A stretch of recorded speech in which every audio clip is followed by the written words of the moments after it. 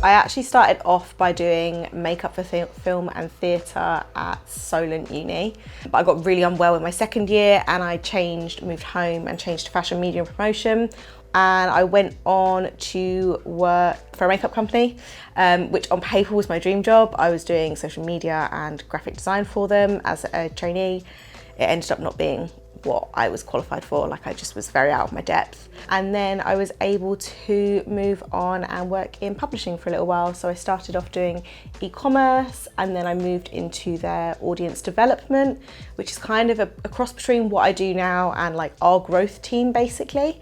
And as that grew, we then kind of had our own SEO department, and that's how I sort of organically went into that.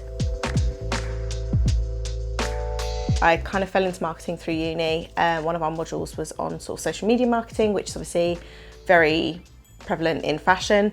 And I think fashion and beauty, both of the industries have got very heavy marketing, like historically.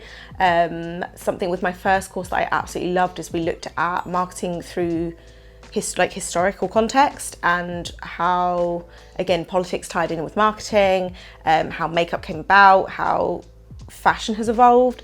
So I think what I really like about SEO is being able to dig really deep into technical stuff. I also think that it's really good that you can kind of see on graphs and data. Like I say, I'm not particularly maths based, but I really am a visual learner. And for me to be able to see those things and see those changes and like problem solve, I absolutely love. I love the problem solving and the constant changes and improvements we can make. And I love also now my role is moving more into working with clients, and being able to do that and liaise with them is something that I absolutely adore. So I went to Brighton SEO with my previous job, and I kind of knew that I was wanting to look at another job at this point. I just wanted a bit more of a challenge, and I saw someone that I recognised there and I was like, I really recognise this lady, why do I recognise her? And then I went to my exercise class in the week and I looked over at Becky and I was like, I think I saw you at Brighton SEO last week. And she was like, oh yeah, what do you do? Like I run a company, blah, blah, blah. And I was like, oh, I work in SEO. And I was like, oh, that's really interesting. I'm actually looking for work at the moment. And she was like, oh, I think we're hiring. And I was like, hire me. And she messaged me later and was like, we do have openings in the SEO department.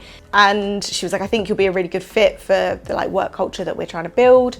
And so, I mean, my whole process of application was how it should be. Like I did all the interviews and I did the task and everything like that.